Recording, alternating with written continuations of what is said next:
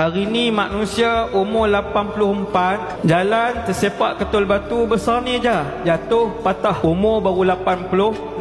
Alam ini, langit, bintang, bulan, matahari, bumi, planet, galaksi 13.2 bilion tahun. Subhanallah yang menciptakan alam ini. Subhanallah yang mentadbir alam ini. Wahdahu la syarikalah. Hanya Allah berseorangan, la syarikalah, tiada yang mempersekutuinya di dalam apa jua sekalipun. Allah Jalla Jalaluh. Sebab itu bila sampai masa kehancuran alam semesta, kematian alam semesta, alam ini mati, alam ini hancur, Allah mengarahkan Israfil untuk tiup sangkakala yang pertama. Lalu matilah semua yang bernyawa di kalangan manusia, semua yang bernyawa di kalangan binatang, semua yang bernyawa di kalangan jin, semua yang bernyawa di kalangan syaitan, termasuk keseluruhan para malaikat, yang bilangan para malaikat